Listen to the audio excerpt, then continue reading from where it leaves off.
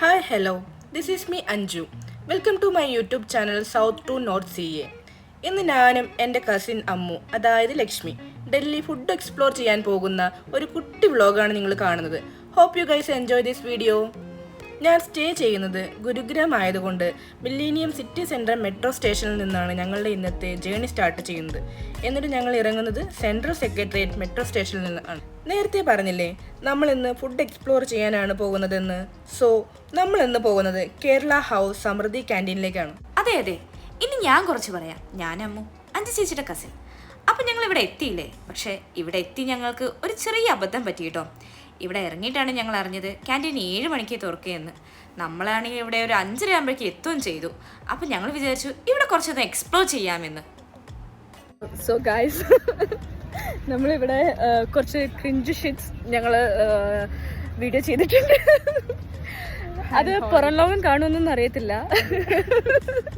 എന്തായാലും for memories we are making this. So yeah, that's it. അപ്പോൾ ഇതാണ് കേട്ടോ ഞങ്ങൾ പറഞ്ഞ ആ ക്രിഞ്ചി വീഡിയോസ്. കുറേ ഒന്നും കയറ്റിയില്ല, എല്ലാവരെയും ബോറടിപ്പിക്കണ്ടെന്ന് വിചാരിച്ചു.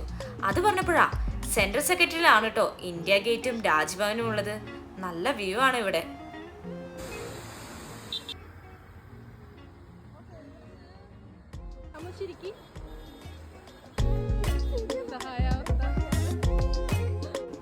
ഇതാണ് കേട്ടോ ആ നിസ്സഹായാവസ്ഥ, വഴിയറിയാത്ത പ്രശ്നേ.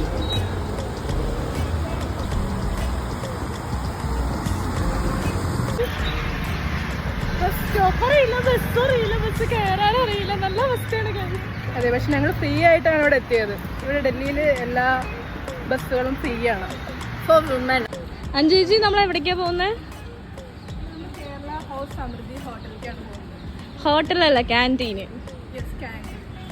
സോ നമ്മുടെ കേരള ഹൗസിന് ഇവിടെ ഒരു ക്യാൻറ്റീൻ ഉണ്ട്. ഞങ്ങൾ അവിടെ ഫുഡ് കഴിക്കാൻ പോവുകയാണ്, നല്ല മലയാളി ഫുഡ്.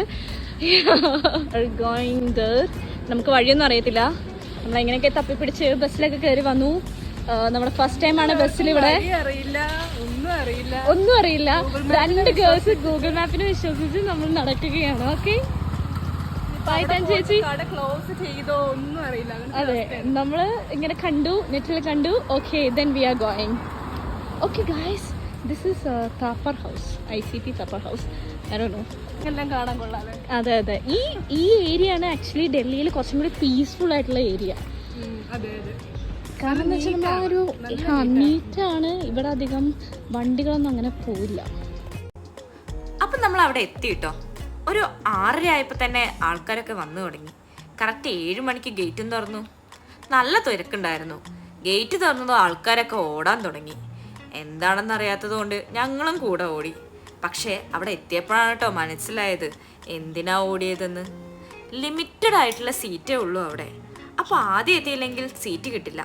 ലേറ്റ് ആയാൽ പിന്നെ പുറത്ത് വീണ്ടും വെയിറ്റ് ചെയ്യേണ്ടി വരും.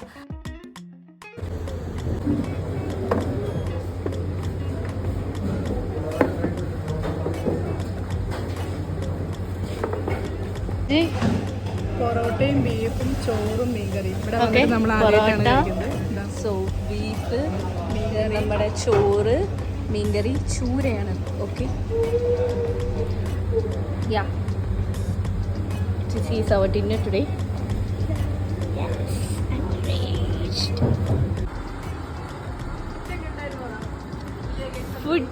ഫുഡ് എന്ന് പറഞ്ഞാൽ ഓ മൈ ഗോഡ്, ഇങ്ങനെ കേരളത്തിൽ നിന്ന് പുറത്ത് വന്നിട്ട് ഇത്രയും നല്ലൊരു മലയാളി ഫുഡ്, കേരള ഫുഡ് നമ്മൾ വെച്ചില്ല. അതെ അതെ, സാമ്പാർ വാസ് സോ ഗുഡ്.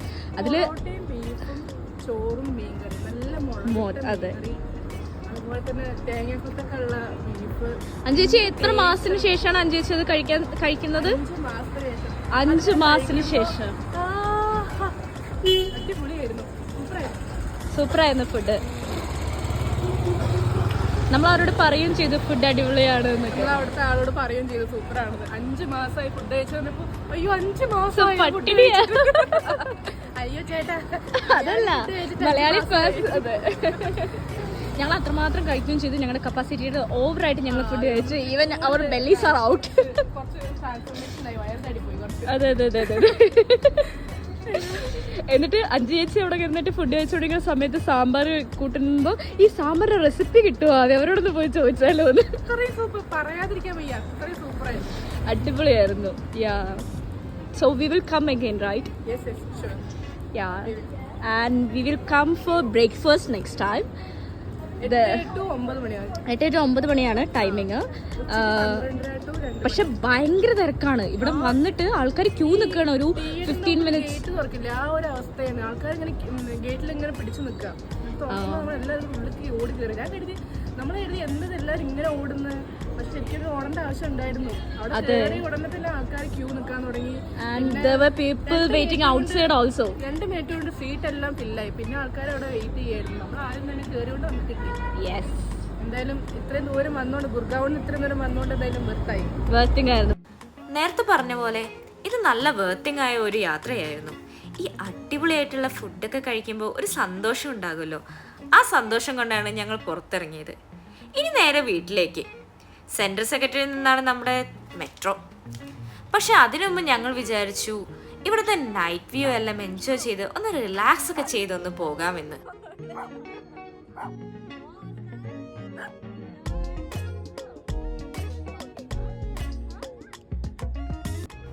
എന്തൊക്കെ പറഞ്ഞാലും ഫുഡ് ഒരു വികാരം തന്നെയാണ്.